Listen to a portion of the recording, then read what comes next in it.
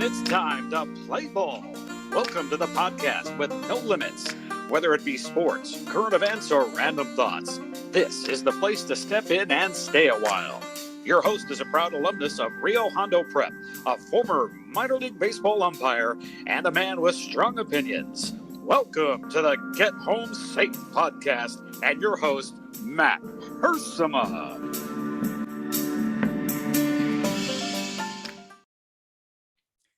Hey guys, and welcome to another episode of Get Home Safe. It's a Friday edition of the podcast out here, I should say. Hope everyone out there is doing well. Man, a little tongue twister here to start off the episode. Hope everyone's having a great week. A Friday edition of the podcast, as I mentioned. So we have a great guest for you, and another great guest scheduled today that you guys I think will really enjoy. This guest was forwarded to me from my good friend Todd Carson. I've never met this individual before, so what you see today, what you hear today, is definitely a first time meeting, first time acquaintances talking. So I'm going to be joined today by John Dutton, and John Dutton, if that name sounds familiar, that's a main character in television show Yellowstone, played by Kevin Costner. I'm a fan of that show. But this is not that John Dutton, just a coincidence. Let me tell you a little bit about John. Again, introduced to me by Todd Carson. These are some things Todd said to me, so I don't know if they are 100% accurate. We will confirm them with Mr. Dutton here upcoming. But just a little bit about John Dutton today. He led the NCAA in passing as a quarterback at Nevada. He got drafted and played 13 seasons in Arena Football League, winning 2 championships. He played for John Elway in Colorado. I think Elway's team, whatever team that was. And we'll hear about that today from John Dutton. So anyway, big time football player. He became a missionary and adopted 2 boys from Africa. He coached alongside Todd at McLeod High School up in Northern California. So that's where they met. And he's coaching now down in Reno, Nevada. So making a return to where he played his college ball. So we'll get into all that with Mr. Dutton today. Again, I've never met him, but I'm really looking forward to this. So let's jump right into it, and let's meet Mr. John Dutton. Okay, it is my privilege to bring on the show today, John Dutton. No, not the actor, the character, I should say, from Yellowstone. I'm sure he gets that a lot, but he is currently an offensive coordinator for Reno High School in Nevada, and had a great football playing career. He's done great work as a missionary. Lots to cover here, but let's say hello first. John Dutton, welcome to the Get Home Safe podcast. Well, thank you. Yeah, it's a pleasure being on here with you. You know, my good friend Todd Carson came to me. He's an avid listener of the program. He's been on here a few times. I actually coached with Todd too. He came on and he told me, hey, I got a great guy for your podcast. He said he would do it.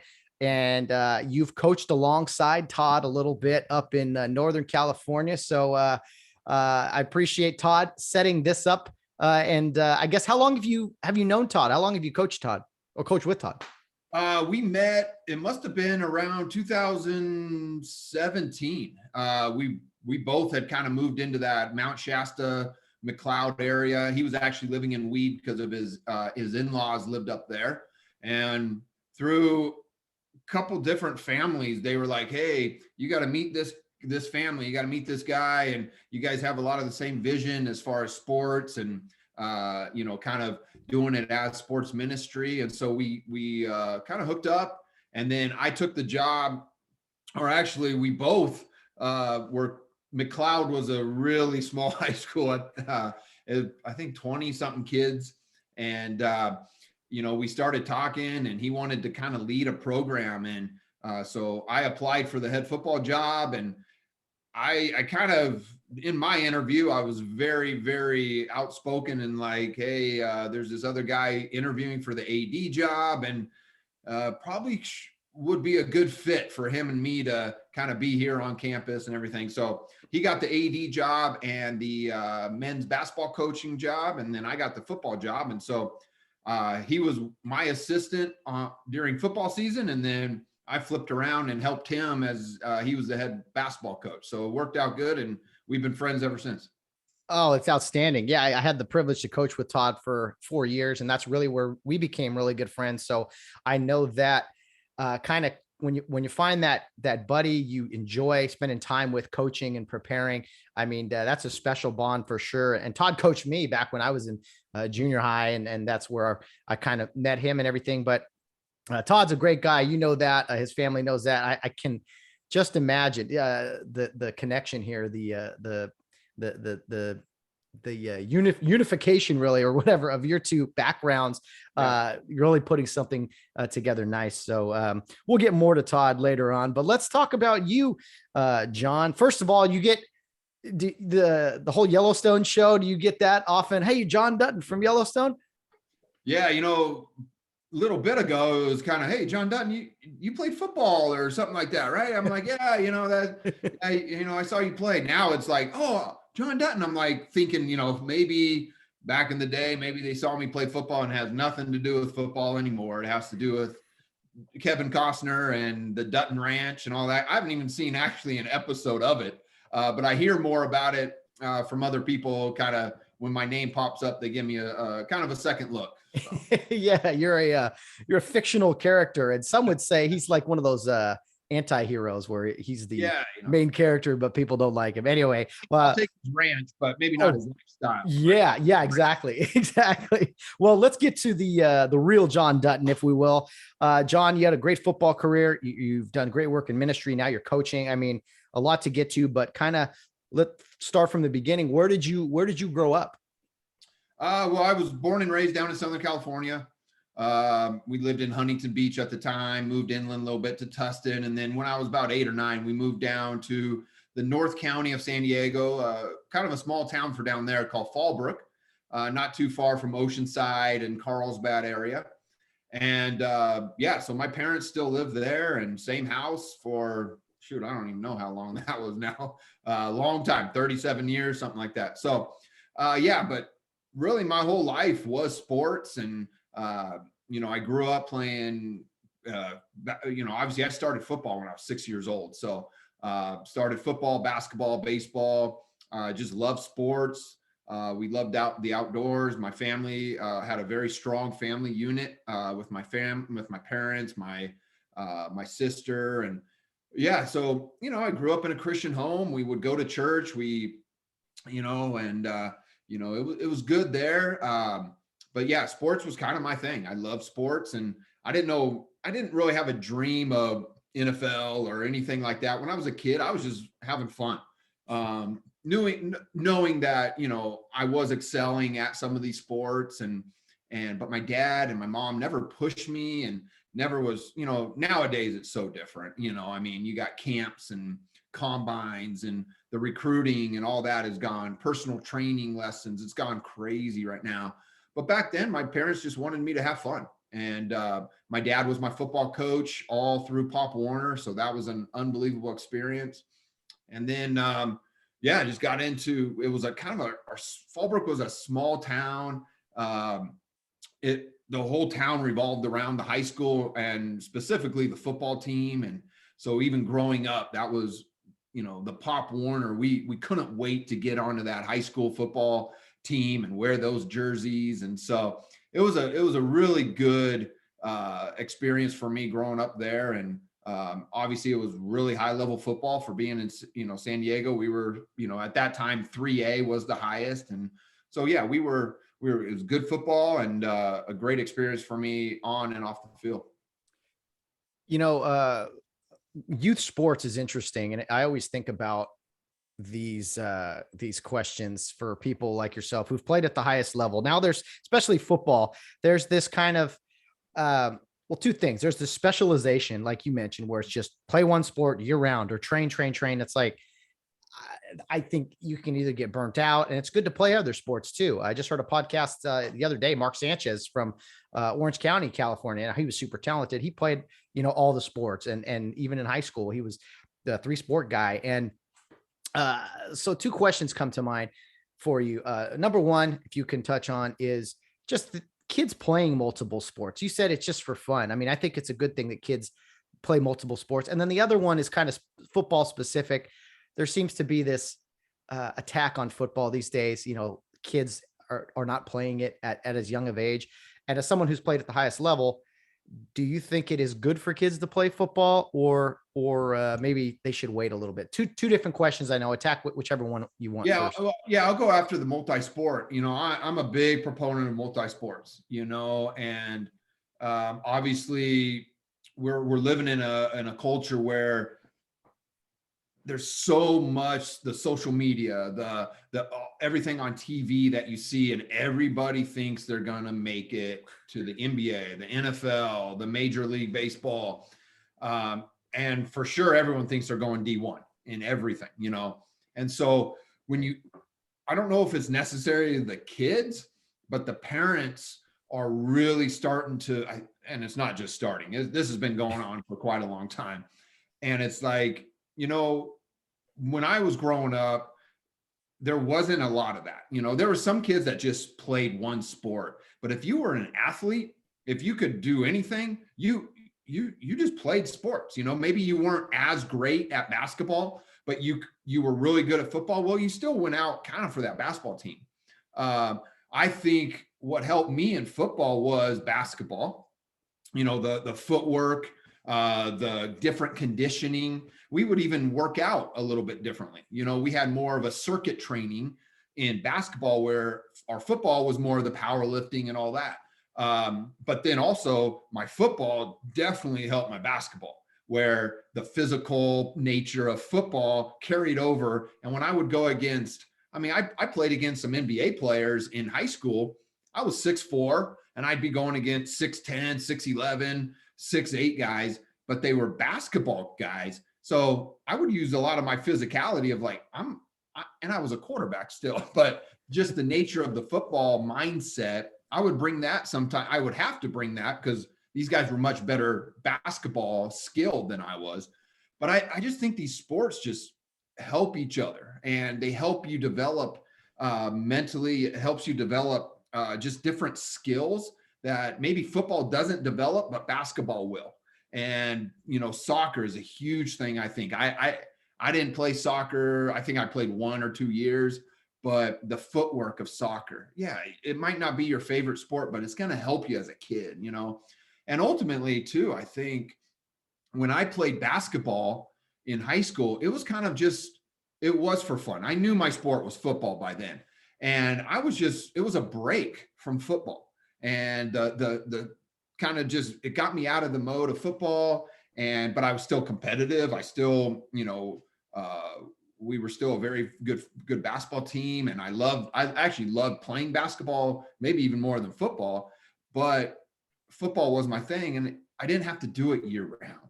I was once I got to basketball season, football was out the door, and I focused on basketball. Right after the basketball season, I'd go right back into football for the spring. But yeah, I think kids, it's kind of getting a little out of hand, where even at my high school here, there's some probably low level, maybe even mid-major D1 football players that have stopped playing because they want to focus on baseball. And whether that's a coach giving them some false reality, whether it's just the nature of kids nowadays, like, oh, I don't want to go through football and the rigor of football, or these crazy dreams of we're all making it to the major leagues, or we're all going to go to the NBA. And I think if you can play multiple sports, it's going to help you in the one sport that I think you will end up playing in the future. Very well said. Yeah. Every time you hear documentaries or something on NFL guys or NBA guys, they always talk about, playing multiple sports. Now, granted, those guys are super talented, so it's probably more natural for them. But my thought is, what do you do after football season? What do you do? What do you do between the, 3 and whatever time, that you get home? I mean, to me, sports is good for activity, your mind, your body, everything. It keeps you out of trouble as well at a young age. And then, then what are your thoughts on kids playing football? You started at 6 years old. I started at, I think, 7 years old. I loved it as a kid, but what are your thoughts on kids playing football at a young age? I just actually had this talk with someone, and I think it really depends on the kid. I really do. In my family, we have kind of 2 scenarios. Now football is a different story because I think the physicality The concussions now are starting to, obviously that's a huge issue. But just sports alone, you kind of like, I played since I was 6, and I played until I was 37 years old, and I never got burned out. There was never a time where like, oh my gosh, I just need a break. But no, I just loved it. But I think what happened was I played multiple sports. So I didn't get burned out of football. I didn't get burned out of just basketball. I was like, I couldn't wait till the next season because I took a little break there. But I have a cousin. He's a younger cousin. He's kind of my son's age. He just graduated high school. And his mom we were very close. She was a Division I volleyball player, unbelievable athlete. And my cousin ended up, I think he's about 6'10" now. And he played baseball and basketball, unbelievable talent. I mean, 6'10" pitcher, basketball player, all that. And, all I would hear was he was in every travel team, every personal training lesson, all this stuff. He's this, he's that, and this. Great kid, unbelievable. Just the smartest kid you've ever seen. But he was a heck of a athlete. But by the time his high school career was ending, he was done. He was burned out. He ends up now, he's not playing any sports. He's going to college for engineering, which is unbelievable, right? But, I really feel he obviously could have gone on and played in college, any sport he wanted, baseball or basketball. But he was just burned out. Then and I'm not saying that's bad. I mean, he'll probably make more money doing what he's going to be doing now than sports, because he's super smart, great kid. But my sons, my wife was an Olympic level gymnast, Olympic level swimmer, multi-sport in college, which you don't hear about much. And obviously I played sports my whole life. And so when we had kids, that's all we were talking about, youth sport. We couldn't wait to watch our kids play. And eventually we adopted 2 kids, and they became our older sons, and kind of our focus were put on them. And they were playing soccer. They were from Ethiopia, so they love soccer. So we had to figure out that sport. I had to go watch soccer. But when your kids are playing soccer, it's a lot better. When you don't know anybody, it's okay. But so my biological kids really had to take a step back and not play all these youth sports and travel teams. And then when we ended up going overseas and being missionaries and traveling, they didn't get that, and we were feeling, oh man, are we not giving them these opportunities as kids? But right now, my one son who just graduated high school is in a post-grad basketball program in Indiana. My younger son is a junior receiver at the high school I coach at. And I tell you what, they're development-wise, yeah, they're a little bit behind as far as just playing time. But I tell you what, mentality and physical, they are so hungry to work and get better. They're not burned out. And I think those are kind of 2 extremes that we have. But my sons, like, high school sports is high school sports. Love high school sports. But a lot of people, if you want to play high school sports, you get to play high school sports. There's not a lot of tryouts. Basketball has some tryouts and stuff, but if you can play, you're going to play high school. But that percentage is under 5% who go on to any college level. And that's what my kids want. And, so they're so hungry right now. And I think it really depends on the kid. If I played at 6 years old, I did all the training. I worked out my whole life, and I never got burned out. Some kids, you can't push them like that. You got to I think it just depends on your situation and your kids, how their mentality is. If they love the sport, they're going to continue. If they don't like it and they're just good at it, you got to really be careful, because I think you're going to burn these kids out. And when it really counts, going to college, getting a full ride scholarship, and it's basically, you're going to get $200,000 in your pocket if you get a full ride scholarship. That's when it counts. And a lot of these kids are just giving up on sports and saying, I I want my summers. I want my Christmas breaks. I'm tired of practice. I'm tired of working out. I'm just going to go to school or just go and get a job, which is great. I'm not putting that down, but I just see so many kids who have the ability to move on. They've just been burned out. And whether it's the parents' fault, whether it's youth sports, whatever, TV, social media, all these pressures, but I see it both ways. I really do. Yeah, it's interesting because it's a fine line, right? You have to commit to this. You got to dive in, especially if you want to play at the next level. You got to put in the extra work, get up early, all that. But you also can't get burned out to where you just lose interest. There's a lot of options and distractions out there for kids now. Technology is just at our fingertips. And I think the parenting has changed a lot to your point earlier. There is this kind of pressure on kids, instead of like, I don't know, the right amount of a push. It's like, anyway, it's a fine line. And yeah, it's interesting to see for sure.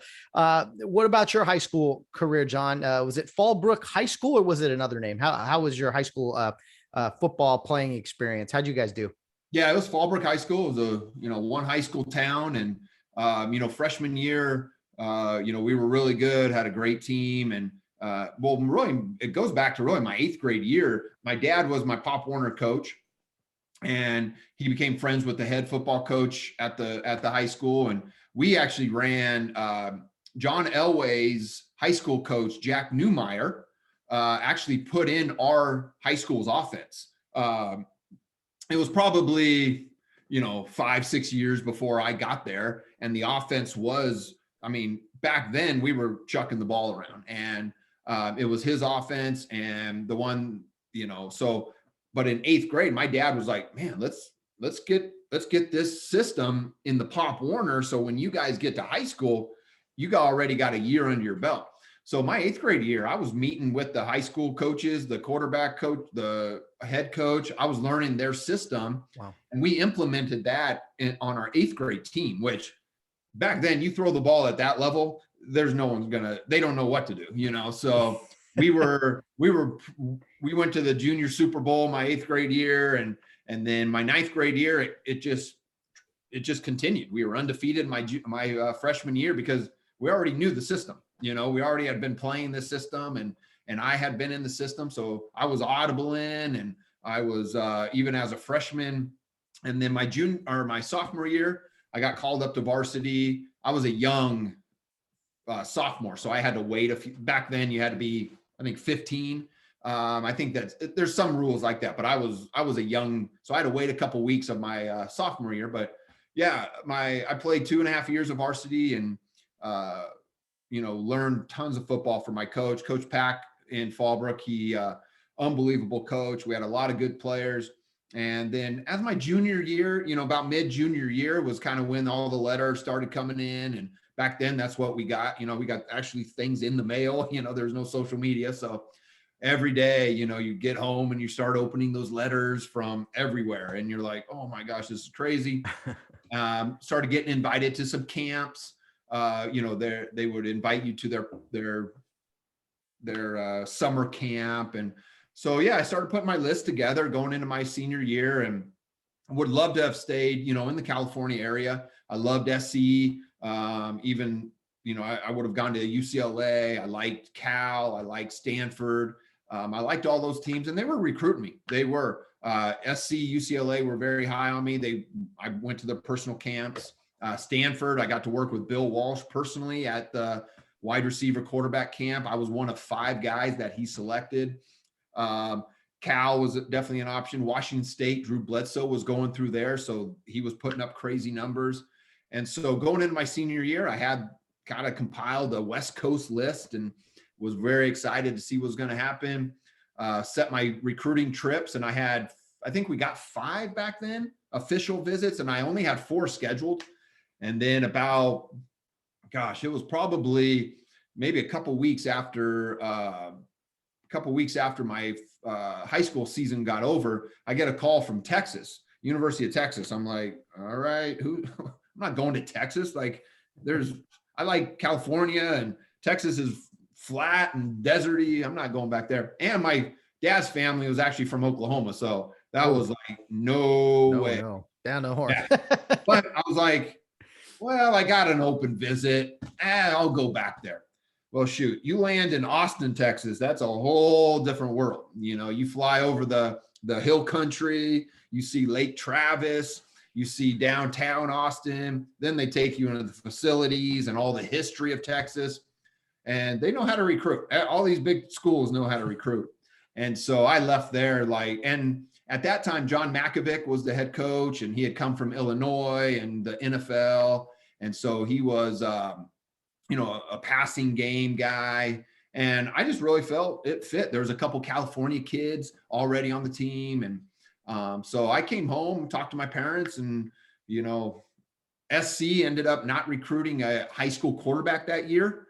UCLA didn't bring in a high school quarterback that year. And Washington State, because Drew Bledsoe left early, they brought in a JC guy. So I was like, so it kind of. What years were we talking here? I'm trying to put a timeline on like about, SC, 1993. 93. So SC, UCLA, they were both doing okay at that time, or at least in the future years. Yeah. And then, so shoot, I committed to Texas pretty early. I committed before Christmas time, just because I wanted to kind of get that stuff over. And I was playing basketball at that time. So, all the coaches would come to my basketball games and watch me play. And, but then once I committed to Texas, that was it. I didn't take any more phone calls. I was done. I really felt in my heart that was the place for me to go, and signed the letter the next, I think in February, whenever we did. And then went off to Texas that summer. Interesting. Well, before we get into college, back to high school, just one last thing. I played a very small school at Rio Hondo Prep. I'm sure Todd talked to you about very small. So I got to be quarterback, and, I always remember my last snap and my first snap. You talked about being a sophomore there playing. Do you remember your first snap, being nervous, especially as a sophomore? And then do you remember your last snap of high school football? Yeah, that first game. So what happened was, I played a little bit of JV because I was 14 years old still, and I didn't turn 15 till the end of September. But when they moved me up, we were doing pretty well, so that I didn't start that first game. I played a little bit, but my first start, we were playing against San Diego, who I don't even know if it's a high school anymore. I think it's like an academy type of thing now, but they're real close to the beach. So we get down there. I'm really fired up, and about almost a kickoff, the fog just starts rolling in off the beach. And I'm like, this is eerie. This is not, I couldn't even see the sidelines from the middle of the field. We ended up winning. I think it was 13-2 was the final score, because no one could see the ball. Like, you weren't throwing it past 5 yards because, so it was kind of a interesting way to start your varsity career in high school. But we ended up going to the playoffs that year and lost the first round. And then that just kind of started building. My senior year, it was definitely a struggle my senior year. We lost a lot of guys from my freshman team. Like I said, we went undefeated. My freshman year, we were stacked. And then just throughout those 4 years, different circumstances took kids every other places, dropped out of school or whatever. And we weren't the same team my senior year. But yeah, you look back, and I actually just talked to the University of Nevada quarterbacks yesterday morning.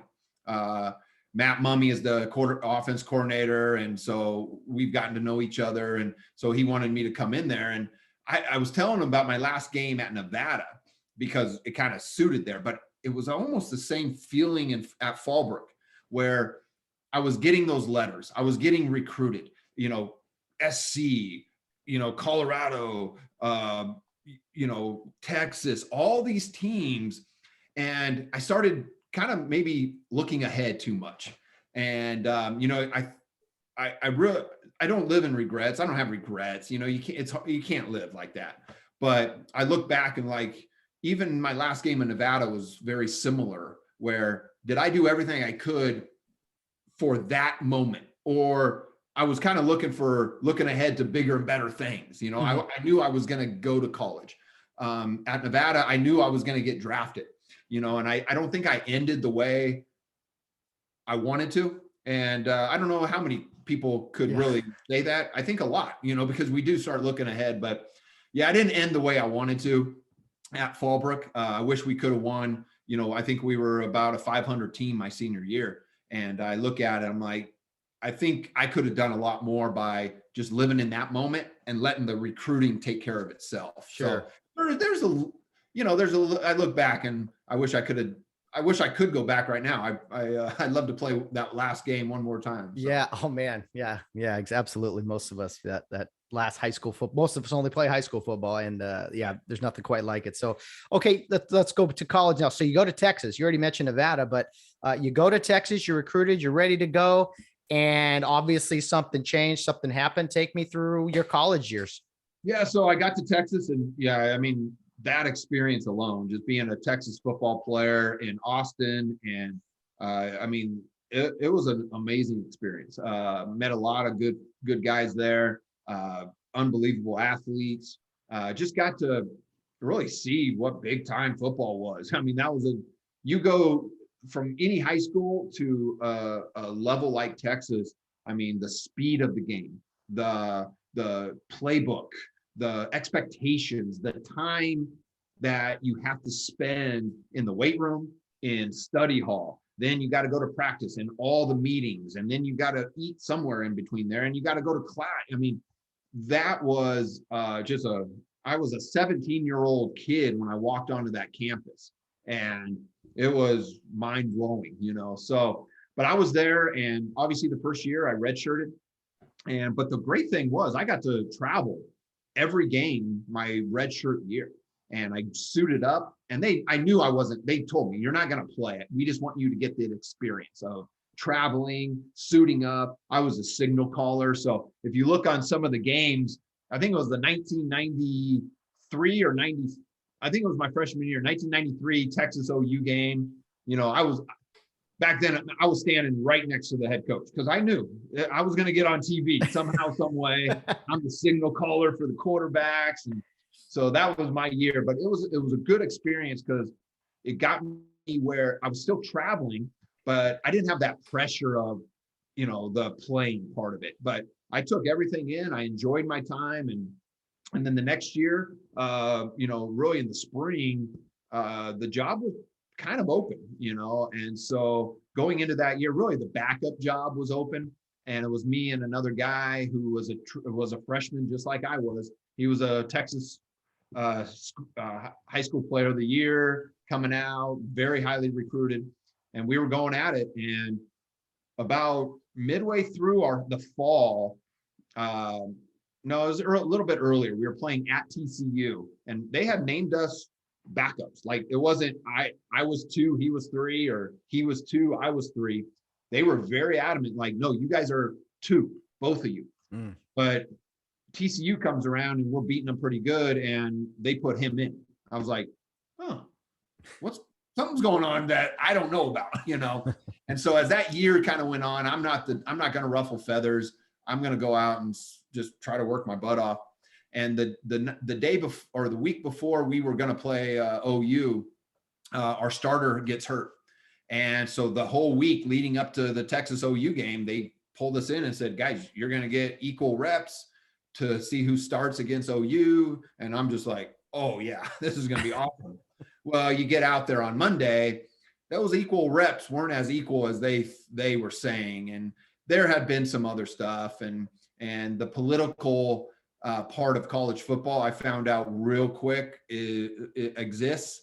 And there was, long story, stuff started coming out, and what had happened in the summer between that quarterback and the coaches, and there was a lot of stuff. And so at that time I knew I wasn't there to be a part of Texas football, right? A lot of kids in Texas, they'll do anything just to be on that sideline in the locker room, to wear the sweatshirt. I was a Southern California kid. I could not care less about Texas football. I just wanted to play football. And with some other circumstances that I had really no control over, it had nothing to do with on the field. It was a lot of off the field stuff. So I kind of said, I called my dad up and I said, Dad, let's start looking around. Let's see what's out there. And he started putting out some feelers, talking to some coaches, and then we really felt that it was time to move on and go get another opportunity. And so I asked coach for my release of my scholarship and started the recruiting process over again. And that's when, we were looking at that time, you couldn't just transfer. You had to, if you go D1 to D1, you had to sit out a year. If you go D1 to 1AA at that time, I could play the next year. So we were kind of like, what should we do? And I decided, you know what, I want to go D1. I'll sit out that year because I know it's going to get me better. And I had a couple options out there, and then Nevada calls me. I had no idea about Nevada. And they call me, Coach Alt up here calls me and asked me, well, actually the story is the quarterback who was playing there played at Temecula High School, which is just above Fallbrook. And my mom taught him in high school. And so I knew Mike, and he had transferred to Nevada from a junior college. So I actually just called him up like, hey, Mike, what's this transfer thing? How'd you do it? What it looked like? And then I was like, I'm thinking about maybe, switching schools. Well, literally the next day is when Nevada calls me. And I'm like, oh, Mike must have told the coaches. So, but it all worked out. I started looking Nevada up, and they were leading the nation in passing, nation in scoring, nation in total offense. I said, man, this might be a good fit for me. So I came up here on a recruiting visit and fell in love with the school. And more importantly, I fell in love with the football, because that's what I was really there for. Obviously the school is one thing, but I wanted to go where a good fit for me football wise, and just listening to the coaches, just how they ran this program out of hard work, and the development of players. And then I started seeing some of the players. I'm like, there's some dudes up here, man. It's not much different than Texas. And so I committed and came here in that spring and worked my tail off. It was hard coming up here because they were old school football. It wasn't all these 5-star recruits. Coach Alt put us that spring. I thought I was going to die.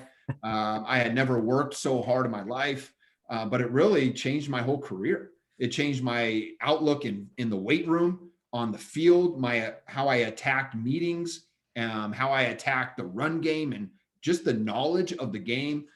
It was the best thing for me when I came up here. How did you stay so patient, knowing when you leave Texas, you're not, you're frustrated because you're not playing. You didn't play the redshirt year. Obviously, you're around it. You're supposed to be the backup. You're not getting the opportunities you wanted. How did you stay patient, knowing that if you did transfer again, you would have to sit out a year, but ultimately knowing you would get more opportunities?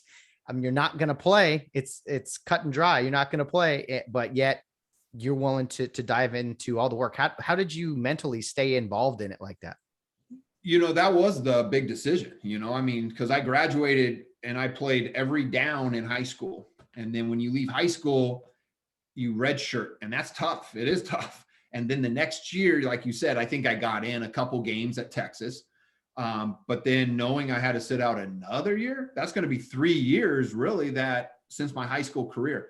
But I think what my focus was the process. You hear Nick Saban. I watched Nick Saban on A Football Life and any documentary on him.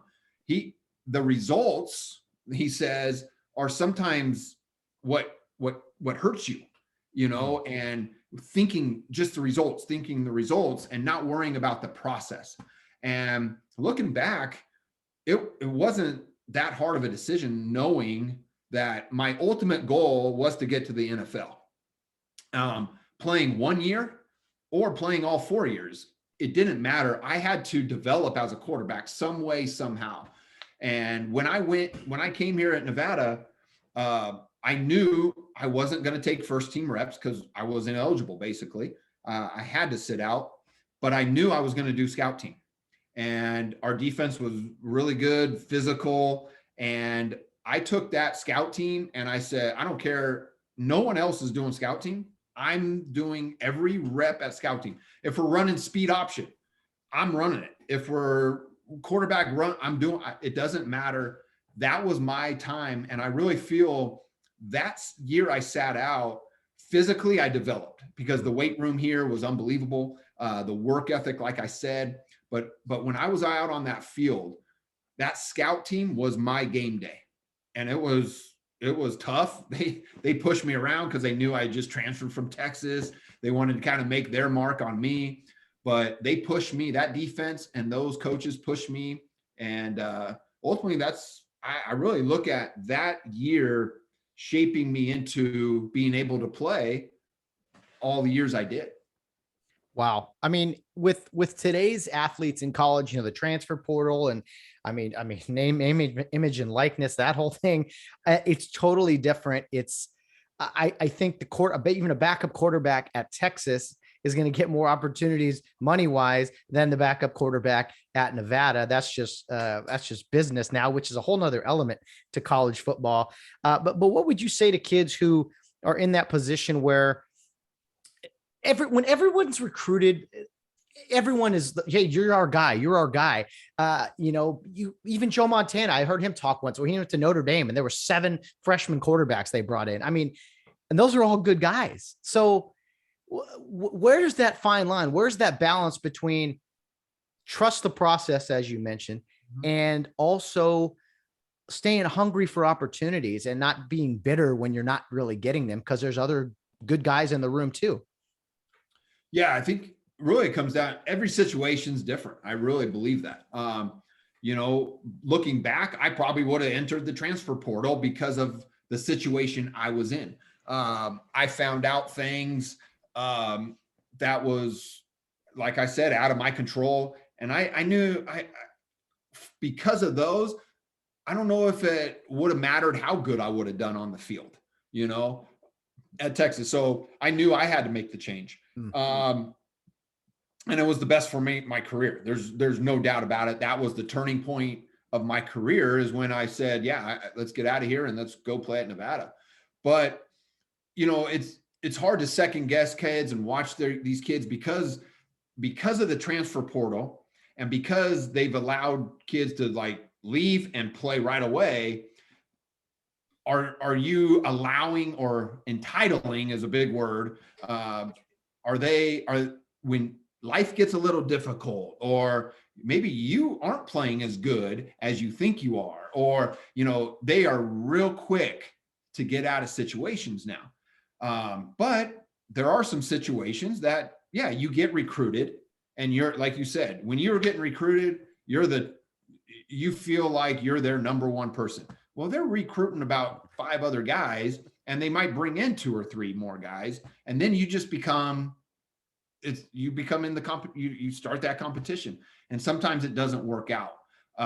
So I really think, I don't look at the transfer portal as necessarily being a super bad thing. I think it's allowed kids to jump ship a lot quicker without really thinking of consequences, where I had to think of my consequences.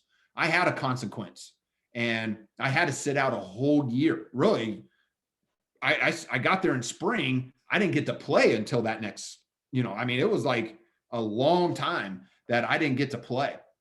And so I had to make a really kind of a tough decision to leave Texas, where these kids are like, oh, you're not playing me? Well, I'm out of here. And they use it almost as leverage, and I think other coaches are buying into that, where now we can come in and swoop these guys up, start sweet talking them, start this recruiting process and building them up. And then we're going to get these kickbacks. And so I look at it as, if you truly feel that you can go and you need to go play somewhere else, then those are the rules, and go for it. But also too, learning how to fight through things, learning how to compete. And you might get the second job, you might become the backup, but hey, what are you going to do about it? Are you just going to jump ship, or you're going to be like, no, now it's time for me to step up. I'm going to start working even harder. I'm going to prepare harder, and I'm going to get my spot back, or I'm going to take over that number 1 spot. So I think there's different circumstances where the portal can be effective, but also I think there's circumstances where it has hurt college football as well. Yeah, it's interesting. It feels very top heavy now. I mean, this feels like there's only 10 teams really that have a shot to compete at the in the playoffs and everything. And, they get all the best players, but hey, it is what it is. Now tell me about your playing days at Nevada. Todd mentioned to me, you led the NCAA in passing when you did step on the field. So what was it like playing for the Wolfpack? Oh, it was great. We had a great system, great coaches, and it was very, very detail oriented, and which I love. I love the run game. You think, quarterback, we're going to throw for 400 yards a game. Don't worry about the run game. I was like, we spent more time on that run game and my checks and my audibles and all that throughout the week than we ever did on the passing game. And so I learned so much.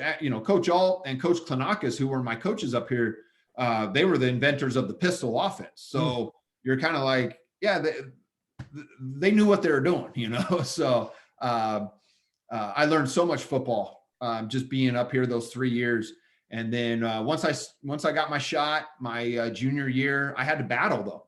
Yeah, I just didn't get named the starter. Those first 3 or 4 games, they were platooning me and the other quarterback, and then eventually the 4th game, I was the starter from then on out. But it was never easy. They didn't make it easy on me, but also at the college level, there's some really good players, and it was always competitive.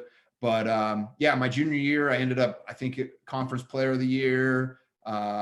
We ended up going to the bowl game. And then, then that's when that hype started. I was, I think, 5th in the nation in passer rating. Yards were up there, total offense. And so, going into your senior year, that hype starts coming on, and we had a lot of good returners coming back.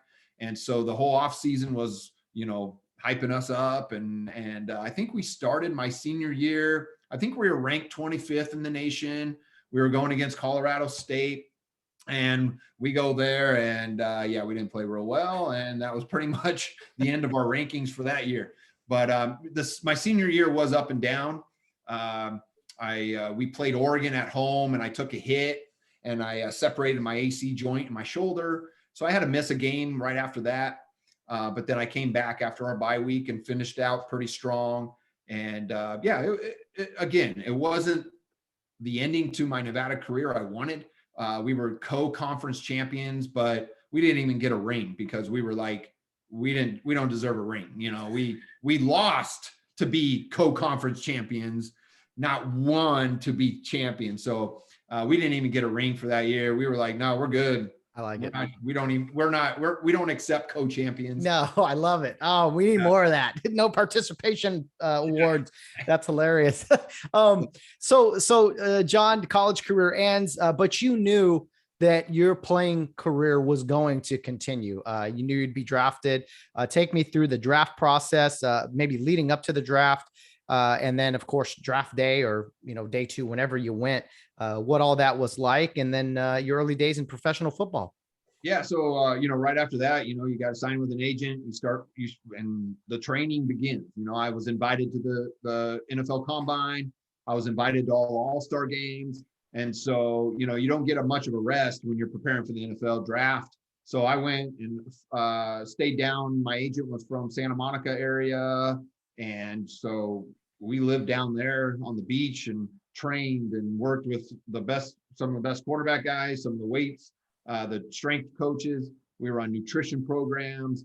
We were working with Long Beach Poly's track coach to get our 40-yard time down, all this stuff. So we went after it. Combine, I went in there. I felt I did really well, ran a very fast 40, did all the combine stuff, threw the ball real well. Then, you start getting the projections start coming out. I was projected kind of a 3rd, 4th round guy. Peyton Manning, Ryan Leaf, that was the year for them. Oh, wow. And so they were 1, 2, and then there was a group of us kind of in that 3rd round group. And so going into the draft, I was like, my agent kept saying, Jacksonville, there was a couple other teams there in the 3rd round that looked pretty good, but you just start seeing other names come off the board, and, that first day ended and I didn't get drafted. And so a lot of disappointment, and it was a hard day. Looking back, in the moment, it was really tough. you start doubting yourself. You're like, what's going on? Am I good? Can I play at this level? And then finally the next day comes, agent talked to a couple teams. Oh yeah, 4th round, no problem. 4th round goes, 5th round goes. And finally Dolphins call me in the 6th round. By that time, I'm like, should I just go free agent or what? Because now I get to choose where I go. 6th, 7th round, you're kind of just scraps, you feel like they're just like, oh yeah, we'll take this guy, but it wasn't at the time. Like I said, it wasn't the greatest experience, but now looking back, I'm like, I got drafted in the NFL. Yeah. Not many people can say that. I don't care what round, I can always say that. And so now I'm so much more appreciative of that day as I've grown older and really look at, that was a special time. How many people get to say they were drafted? So at the moment, yeah, it wasn't that fun. But now I look back and it was a special time just to be able to get my name called, and Jimmy Johnson calls me on the phone and all that fun stuff. So, but yeah, my NFL career, that's the one thing. I don't know why the Dolphins chose me. They already had their 3 guys. But I look at that, what a great experience walking in that locker room for the first time. And Dan Marino is sitting right there. He's got the locker right next to me. He's taking me out to breakfast in his Corvette, going through the McDonald's drive-through, doing drills with him, watching him practice, watching him go through meetings, watching him prepare. And he coached me more than any other coach on that team. And I don't know why. I don't know why he did that, but he just would always be next to me, helping me. And then I would just watch him. And this was probably his second to last season. And he couldn't move, but man, he could sling that ball still, and his anticipation. So I learned tons from that. I look at that as being what a blessing, because Dan Marino was kind of my guy that I looked up to as a kid, and then being in the same locker room and then being in the same car, going out to dinner, it was a pretty special experience. So, wow, that's awesome to be alongside one of the greatest to ever do it. The Miami Dolphins, a great organization, and Jimmy Johnson, a legend as well. I mean, a pretty awesome experience, as you mentioned. I just can't imagine it, stepping in the room with someone like Dan Marino, who was towards the end of his career. He was going to be done soon after that. And theoretically, you were one of the guys in there to replace him. So that's not always an easy situation, but it sounded like he made the most of it. Unfortunately, John, your time with the Dolphins wasn't all that long, from what you told me earlier. What happened, and then where did you go from there? Yeah, they just had too many guys. They got rid of me. I went to the Falcons for training camp a little bit, and then the next year got signed by the Browns. It was the first year that the Browns came back, 1999. So that was an experience all in itself. Wow. To be a part of. I was one of the first signees actually for the whole organization, and to see it building and all the supplemental draft, or the expansion draft, they called it. I got signed before the head coach even got hired, so but no, that was a good time. Lived in Cleveland for a little bit. And then about 4 or 5 days into training camp, I was third string. They had just drafted Tim Couch. Ty Detmer was the backup. And so coach told me, hey, you're our third guy. It's your job to lose. So I was excited. And then about 4 days into training camp, I hand the ball off, boot out, and I step wrong and I break my foot. And it was a bad enough break where it was about a 12-week recovery. And as a young quarterback, they're not going to keep you around. They got enough. They don't need you anymore. And that's part of that business. You're only as good as what you can help them with. And so I had surgery in Cleveland. And at that time, my wife and we had just gotten engaged. And so headed back to Nevada, and did all my rehab here at Nevada. And then had to make some choices. Was my career over? Or am I going to go back to the NFL? Or what were my options? And so that was definitely a turning point in my life and my career.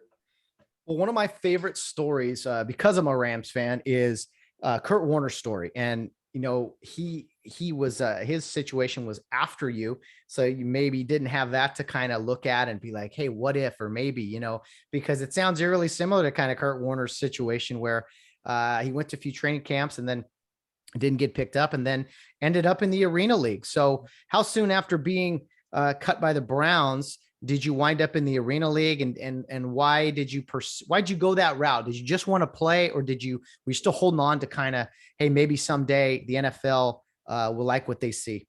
Yeah. So at that time, there was the NFL Europe, there was the Canadian League, and then the Arena League. And at that time, the CFL was in shambles. My agent says, don't go up there. They're not paying players. Now it's a great league. They've really turned it around. It's a great place to go play. The NFL Europe was hard because I wasn't going to be allocated by an NFL team.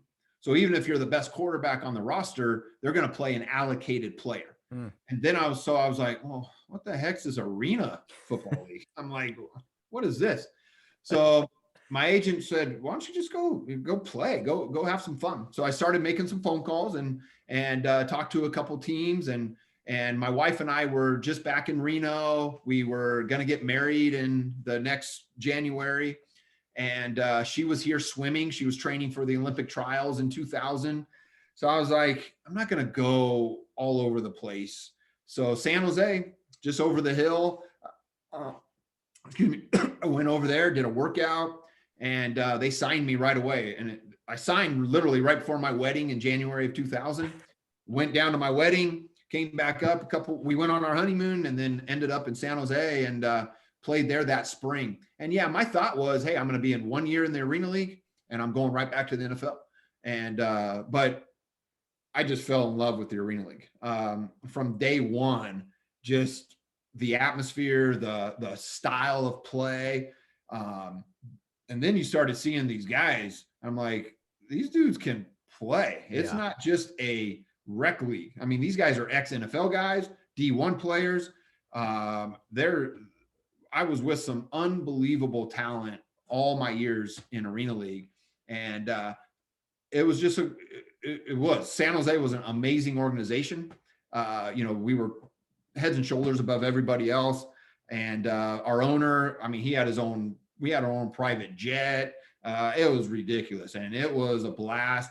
And then 2002 ended up winning the championship. And that really kind of solidified me in that league. And my thought was, you know what, if the NFL comes calling, yeah, obviously, but I'm good. I love this style of play. I get to play football. I get to make a little bit of money doing it. And I loved it. And then my career just, took off after that championship. And looking back, it was a pretty sweet career. I actually I enjoyed most of it, at least. Oh yeah, for sure. And for those that don't know, Arena Football, if you haven't seen it on TV, it's crazy. I believe it's 8-man football, but it's all passing basically. It's on a 50-yard feet. It's a totally compact. There's like walls on the sidelines. Imagine like a hockey rink almost or something, but it's 50-yard field. The field goal, the uprights, there's these nets and cages, so the ball's kicked off the net. It's really weird to see. I went to one game, the Anaheim Piranhas back in the day, but a long time ago. But I watched a lot of Arena Football because I've always said, well, some football is better than no football, they have on TV. But Arena Football is nuts. I mean, is it as fast as it looks on TV? I mean, everything's so compact, so it's a totally different game, right, than 11-man football? Yeah, ultimately it's football. I mean, like I said, I had guys that were 4, 5, 6 year NFL vets. I got guys from Florida State, from everywhere you could think of. The talent was there. You just had to adapt to the field and the quickness. The quickness was ridiculous. And I came from the NFL.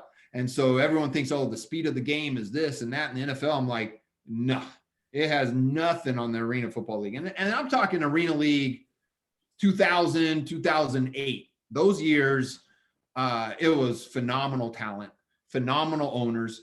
We were on ESPN. We were on ABC. We were on NBC. We were getting paid real well. Sponsors were everywhere. They were doing it really, really well. And but yeah, that league, man, it was always exciting. No one was ever out of a game. One game I scored 2 touchdowns in 12 seconds and we won the game. You're never out of the game. You're throwing the ball like crazy. 100 touchdowns a year, you better get, or you're not going to be playing. And it was a blast. And I think the most important thing was, you could be in the NFL and you could play and be as a backup quarterback and kind of a journeyman, but there's nothing like being on that field and going through those situations, the highs and the lows of throwing a game-winning touchdown or throwing the game-losing interception, getting hit, getting beat up, going through the trenches with your guys. I could have been, you could be a backup quarterback your whole life and make a whole lot of money doing nothing. But I don't know if I would have switched, being a journeyman backup guy, not throwing 2 touchdowns my whole career, or playing in the Arena League, going through what I did, throwing 750 something touchdowns and having those experiences. And the best thing about it, my kids got to grow up in the locker room with me. They came to almost all the practices. They got to go in the locker rooms at the games. They were a part of the team. And it was a special moment for me and my boys and my family, and also the camaraderie with the guys that I still have to the day. Oh, that's awesome to hear, man. Because we all see the big stuff on TV. We see the NFL, Major League Baseball. I worked in the minor leagues for a few years, so I see the difference. It's still the same game, but it's like guys are just playing to play, or trying to achieve that goal.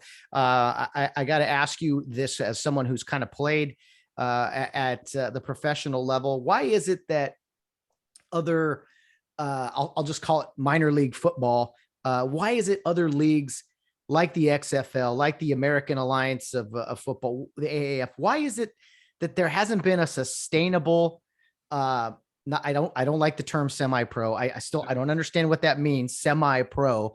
You're the pro, you're not. Well, I was getting paid. Professional football, professional baseball. It's not semi-pro, but minor league football or whatever. How come there hasn't been a sustainable lower tier league than the NFL?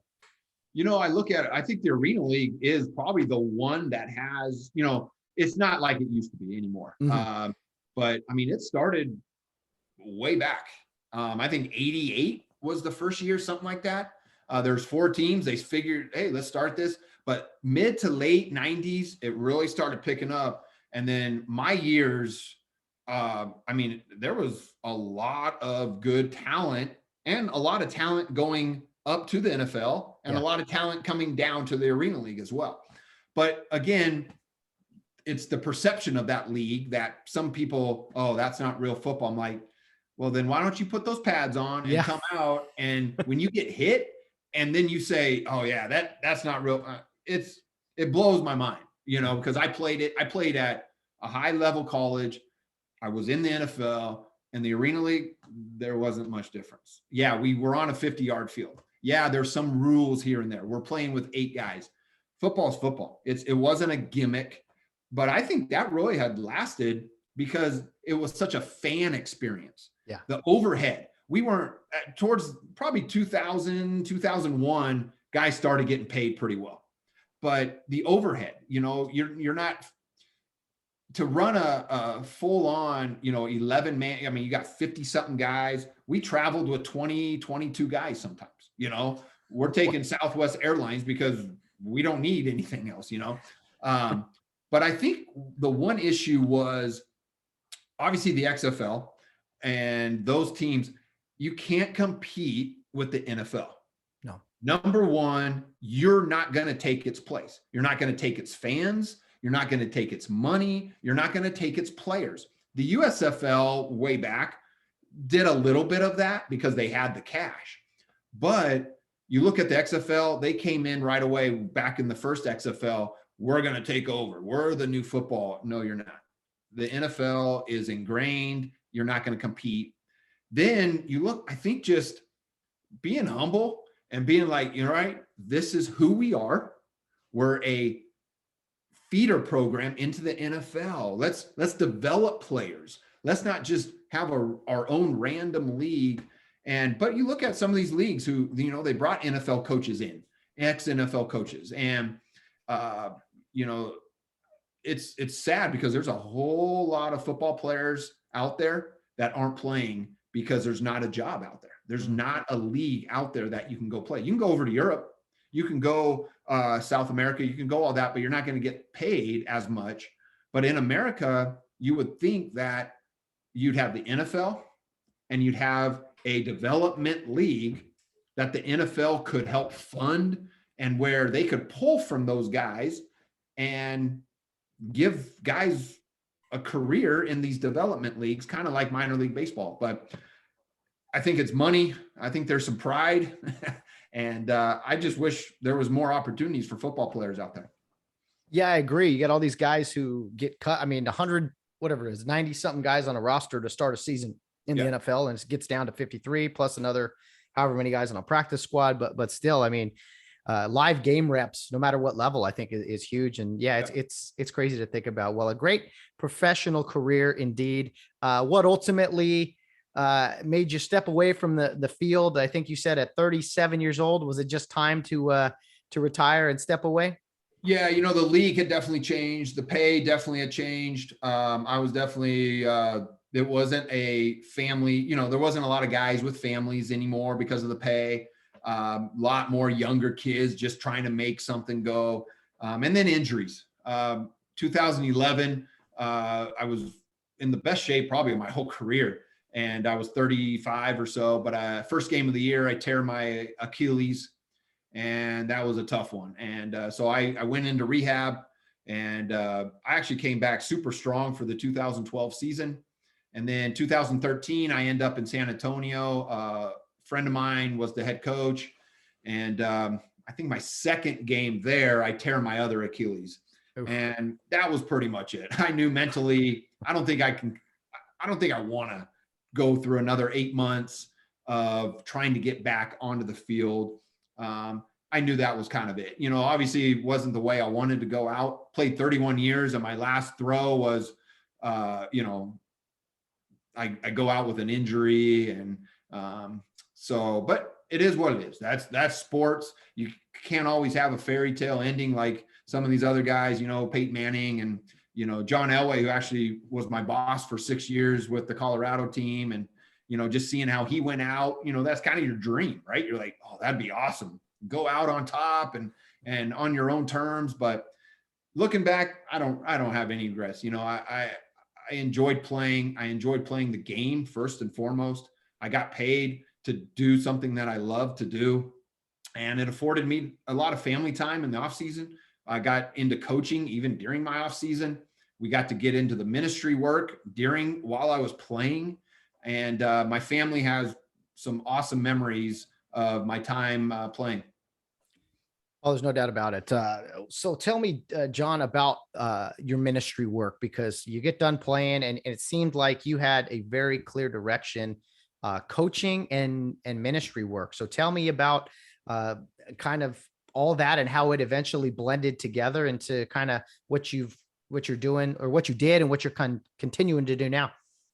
Yeah. So really it was 2006, 2005, actually, we kind of started a foundation. My wife and I, we did a lot of work in the communities, and my father-in-law was kind of like, hey, why don't you start? He was kind of into that stuff. And at the time, and so we started a foundation, not knowing what the heck we were going to do with it, but we started one. We were putting some money into it, doing some local stuff in Denver at the time. And then 2006, it was my, that would have been my third year or so in the arena in Colorado. We had won the championship in 2005. We had bought a house in Colorado, and we were living there. Felt pretty secure, as much as you can in professional sports. But God really was just leading us to do much more than just play football. And my wife got us on a trip to Ethiopia, kind of as a vision trip for our church and our foundation. And the minute I stepped off that plane, that was where my life and my career changed 100%. I was playing football to to play, to throw touchdowns, to make money because I loved the game. But then after that trip, and we started working with a children's home there, it was like, oh, that's why I am playing football. Not just for myself, not even just for my family to pay rent. It was so I could use that platform to speak up for those who are over in Africa and around the world who are in you can't even imagine their situations, what they're living in day to day. It was a platform that I took very personal, and my whole career flipped. Like I wasn't just a football player. I was called to do this other stuff, and God was going to use football to do it. I don't know why I waited till I was 31 years old, but I was probably stubborn, and maybe God had a plan earlier, and I was just too tunnel vision on football. But his timing is always perfect. And so we started our ministry really while I was playing, and I would talk to my teammates. I would raise money for every touchdown I threw. And so 2006, we started a children's home. 2008, we opened up another one. By that time, we were working with street kids in the capital of Ethiopia. We started a street kid home. And this is, kind of while, I still was trying to focus on playing professional football, but I knew my calling wasn't just football anymore. Wow. And I mean, I've always wondered with ministry, where does kind of funding to do all that stuff? Do you look to it from a lot of local churches to assist with these types of things? I mean, I applaud those who do it and travel to other countries and bring them medical equipment or Bibles or whatever it is.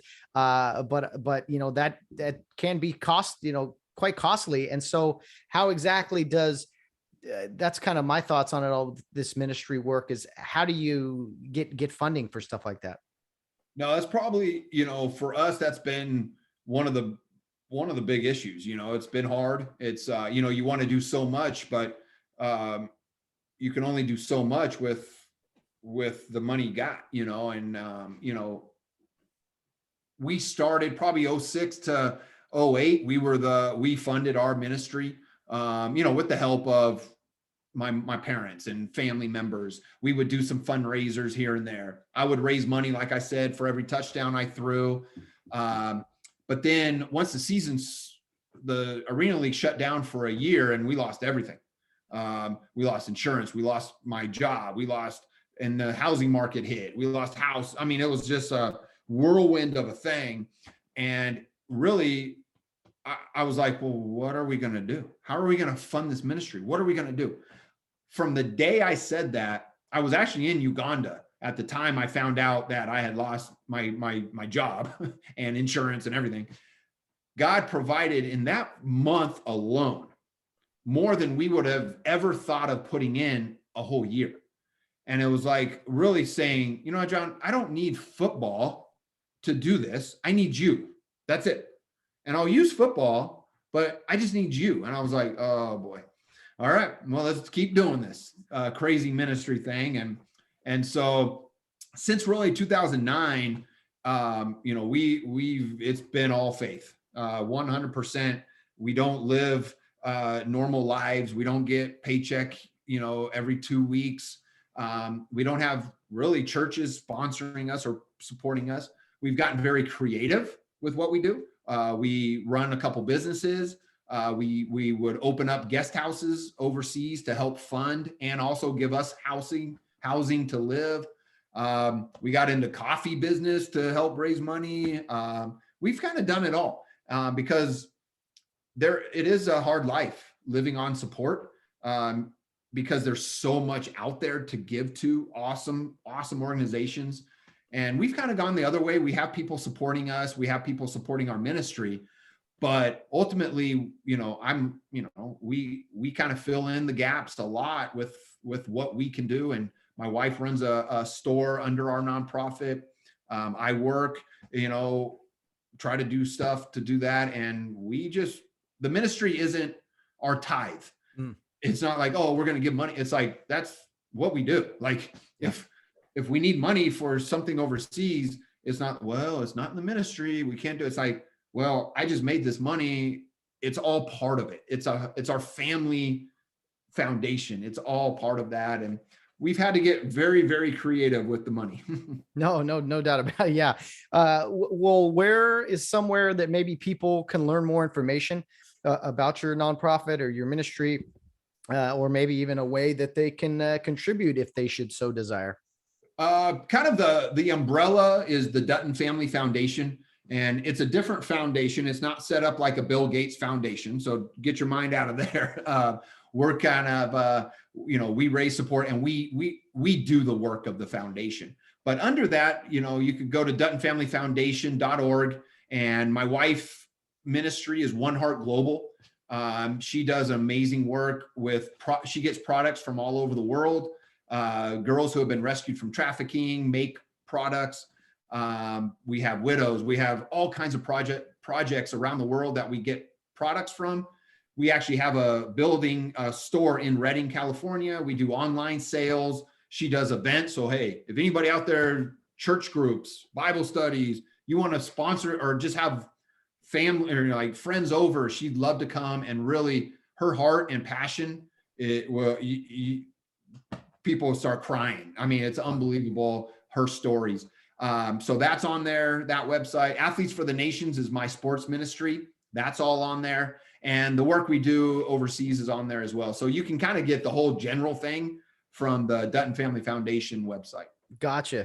Well, we'll definitely give that a plug for sure. And so Athletes for the Nations, I mean, what is kind of, I don't know, your mission statement, your goal? What is kind of, to sum up what Athletes for the Nations is, how would you describe it for people and kind of your goals?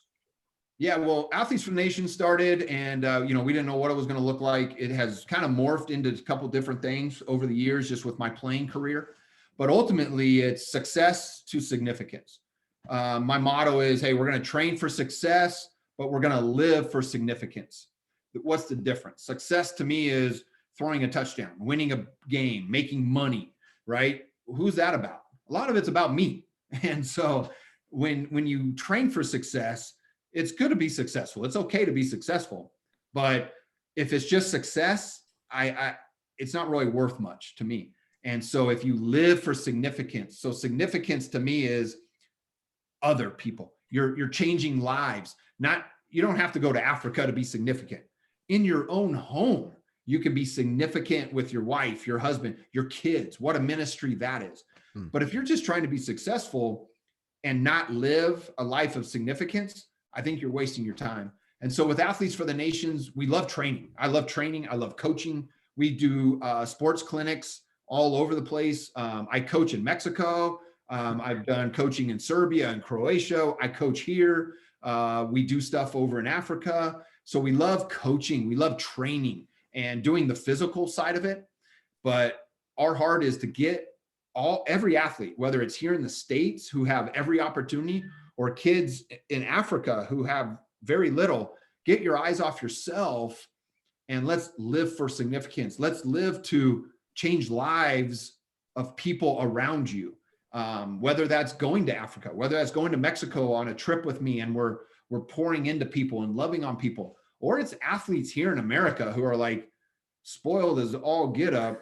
And it's all about me, social media, selfies and all that stuff. It's like, get your eyes off yourself and start doing something with your success. And so that's kind of our motto, is really using your success to be significant. Man, that's awesome. So when you go to these countries, I mean, are you there for a week, a month? I mean, you just roll out the footballs and say, hey, let's play some ball. And these kids are like, what kind of ball is this? I mean, take me through kind of what a trip or two is like for you guys. Well, we've done them all. We've done 10-day trips to full year overseas. So we've done it all. We've done, we were just in Mexico earlier this year for 4 or 5 months, something like that. There's an established sports program down there that I've been working with for a long time. When we went to Croatia and Serbia, and I did a 2-day quarterback camp, and we were there for a while, and then COVID hit and we barely got out of that country. But and then we'll go to Africa. We've lived there for years. We do a lot more soccer in Africa. Yeah. I train them like the agility and strength, and then I let the coaches do the rest. I don't know soccer enough. They look at me like, yeah, I'm not learning anything from you.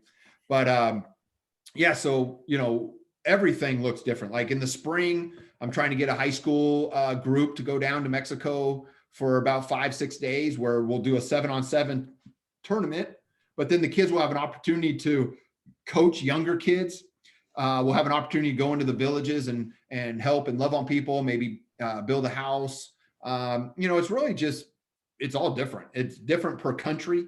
It's different because of the cultures. It's different what it looks like here too as well. But yeah, our goal is to eventually have a sports academy here in the US where, kids from all over the world can come get high level, elite level training for their sport, but also to be equipped to be sent out onto those teams, into that sport, back into their country to live significantly and to change lives, not just their own life, but others. Really good stuff. What a very noble cause, and absolutely great work. I'll be checking out that website for sure for some more information and this and that. But anyway, you're doing all this after your during your playing days, and then after your playing days, and then you end up at McLeod High School, and you're coaching football and basketball with this guy Todd Carson. I mean, you've been on NFL rosters. You've played great college football and everything, and then you're coaching this tiny little school up at McLeod with my good buddy Todd Carson. Did it kind of I don't know, bring you back to your earliest of days playing in a small town or whatever? I mean, what was it like coaching with Todd? Yeah, well, McLeod, first of all, we were probably the smallest school in America playing football. I think at the top, we probably had close to 30 kids in our whole high school. And we played 8-man football, but we had, the first year we started it, Todd and I, we worked hard to start this program after 16 years they didn't have any sports for 16 years. And at one time they were down to one kid in the whole high school. But for some reason we moved there. My son started going to high school there. And we started that program in 2018, I believe it was. And we were pretty good that year. There was times in the second quarter, I was trying to call plays that weren't going to score because we were already up 50-0. We only lost one game to the eventual state champions then, or Northern California champions. And it was a fun year. It brought so much excitement to that small town in McLeod. It was really fun. And doing it with a guy like Todd, who wasn't just there for his career, wasn't there for wins. We really matched up with the heart of, it was a mission field on that campus. It was a mission field with those kids on the team.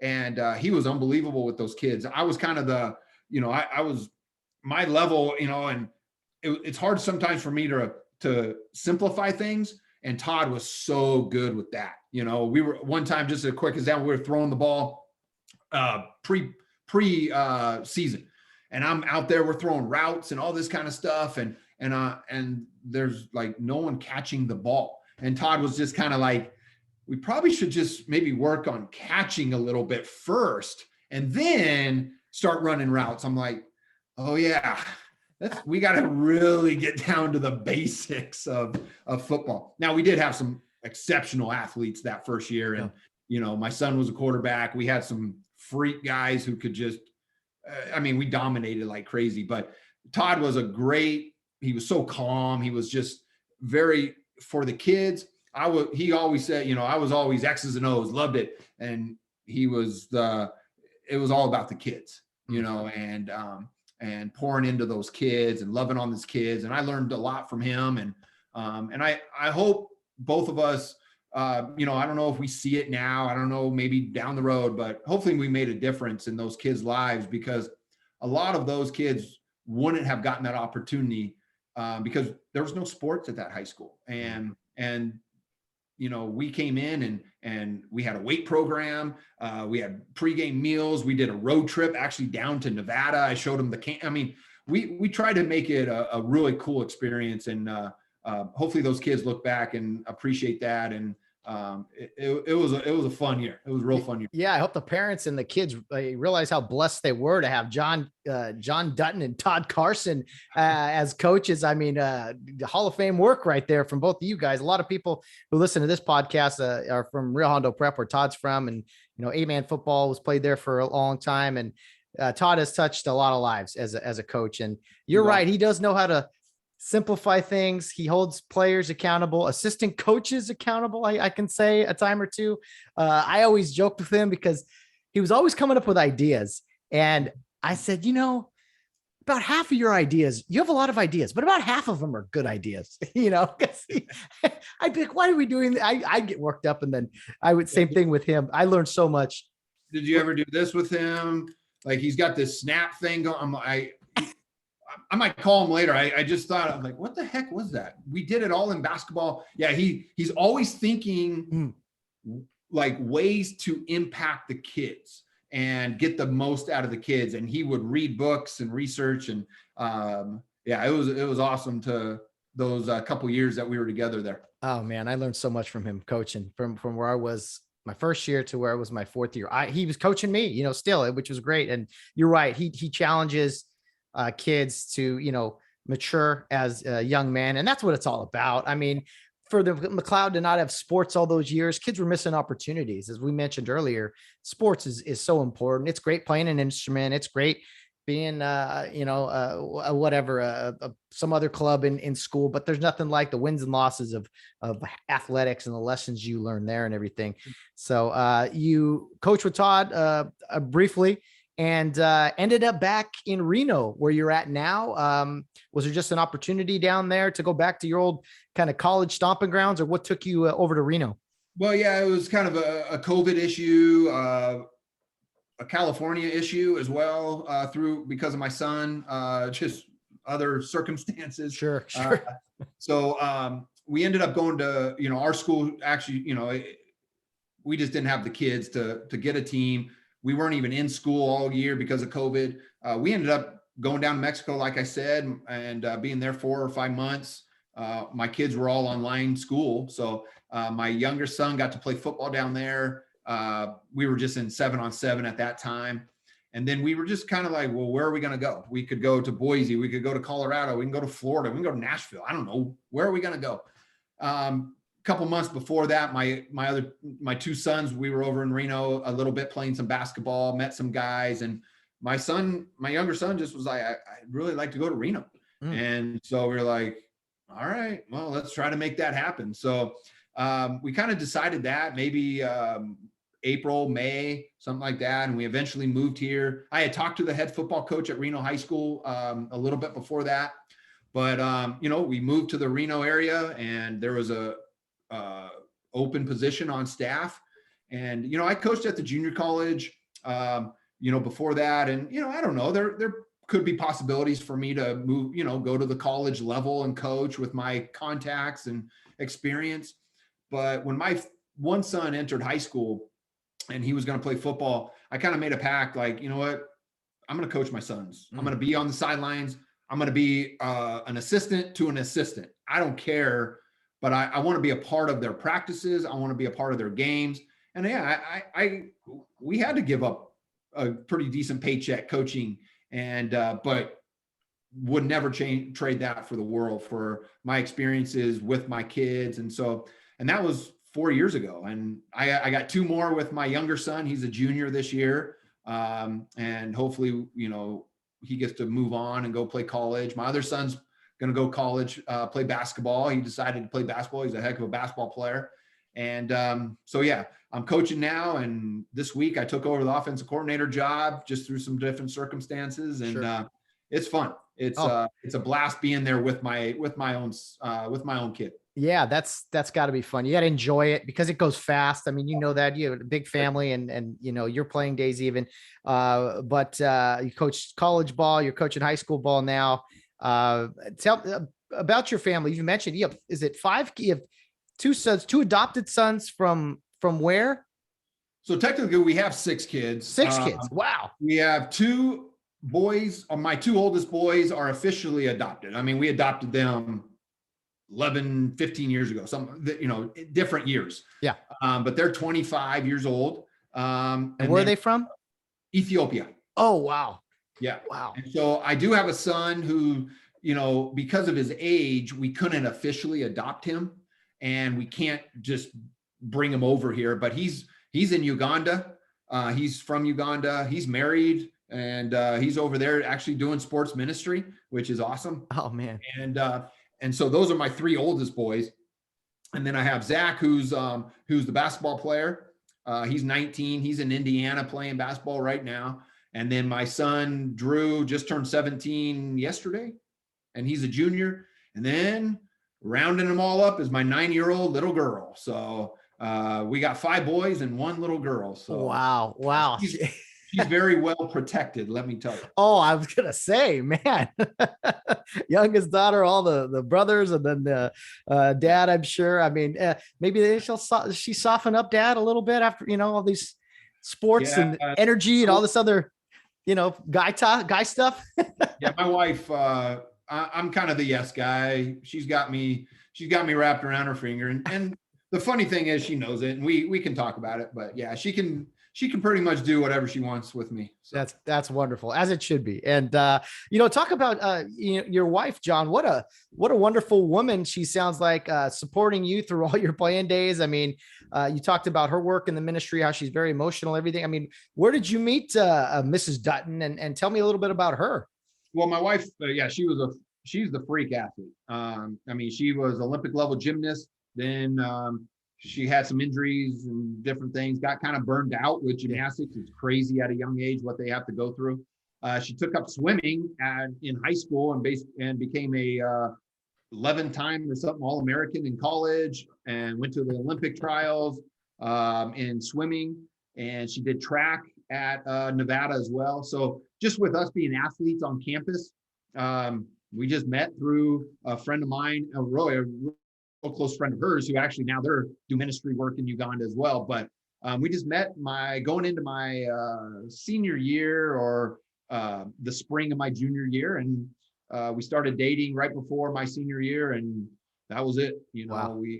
We knew right away, we were going to get married. And yeah, she's been through it with her sports, definitely, but she's been through the thick and thin with me, and it's not easy with me.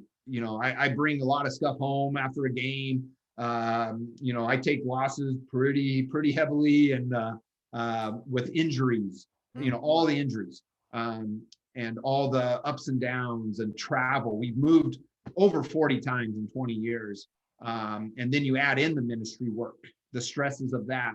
And then you add in just normal life of parenting. And she's a unbelievable woman. And now her passion is just showing so much in her ministry to women. She has her own Bible study she does online, just like getting women to rise up in this moment.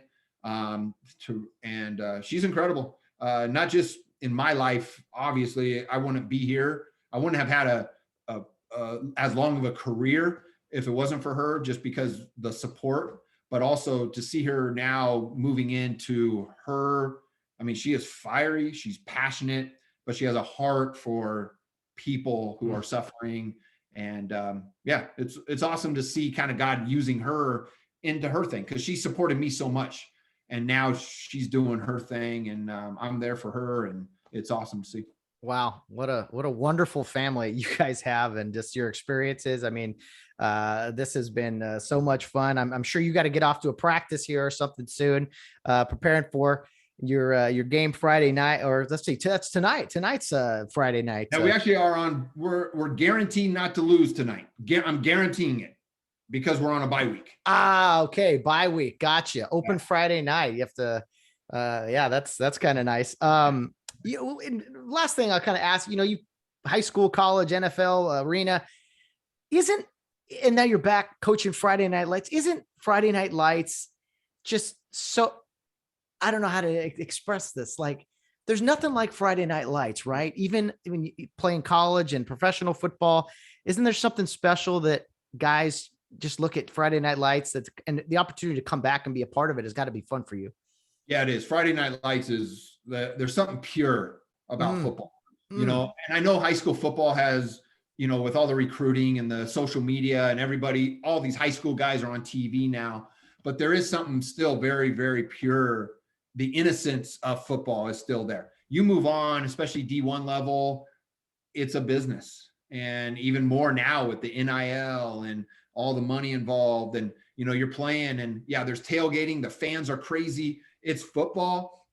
You're still passionate about it, but there is something different, and then professional, it's a whole nother, that's obviously you can get cut anytime, anywhere. They don't care, but Friday Night Lights, yeah, it's fun to come back to. It's fun to watch your kids be able to play Friday night, and be on the sidelines. And yeah, there is something very, very innocent and pure of Friday Night Light football. So. Oh, amen to that. That sums it up very, very well. Yeah, it all comes full circle back to kind of where it all began. So, John, this has been a pleasure. Thank you so much for taking the time to talk with me. Your story is amazing. I love football, and I love the lessons and the stories you can kind of get from it. But again, the great work you're doing in the ministry as well. God bless you and your family for all that you do. And thanks for spending about an hour and a half with me. Yeah, no, thanks for having me, and bless this podcast, and thank you for having me on. You got it, John. Take care. All right. Wow, what a fun interview that was with John Dutton. I kind of had a feeling it was going to be a good one, a really fun one, informative. Again, talking football, talking his work after playing football and coaching in the ministry. I mean, wow, if you're not full of some energy right now, then I don't know what's wrong with you. But thank you, John Dutton, and thanks to Todd Carson for setting that up for us here on the Get Home Safe podcast, guys. I always encourage the listeners, if you have anyone in mind, hey, suggest someone, throw them my way, and I'll see if we can make it happen. So that's happened a few times, and looking forward to more and more episodes here on Fridays where we talk with somebody, have a nice long form conversation, just learn about their life, maybe their journey, and maybe their experiences, and get to learn something, a thing or two along the way. So thanks, John Dutton. What a great way to get us around third and home safe for the weekend. Really, really appreciated that conversation and that time. That was really, really fun. Guys, as always, there's plenty of ways to follow the Get Home Safe podcast. We have social media platforms that are Get Home Safe podcast for Facebook and Instagram, Twitter, Get Home Safe Pod, and our email address, gethomesafepodcast@yahoo.com. We'd love to hear from you. So send us some questions or some topics, or just your general thoughts on things if you'd like. Email us. You can also send us a voicemail. Look in the episode information there towards the bottom. There's a link where you can do that. It's really easy if you want to have your voice heard here on the podcast. Monday will be Real Hundo Prep football recap show, as always these past few weeks, with head football coach Mark Carson coming on. So we'll recap Friday's game, and obviously look forward to the upcoming Friday's game, and should have a player on the episode as well. If we can make that work, we will do. But a lot of fun here, guys, on the podcast. Thanks to John Dutton. I can't wait for the next episode, the next interview. This fires me up when I'm able to do things like this with some really, really great people here on the Get Home Safe podcast. So that's it for me. Thanks, John. Guys, have a wonderful weekend. But as always, no matter what you're doing, whether you're out on the town or around in third base, get home safe.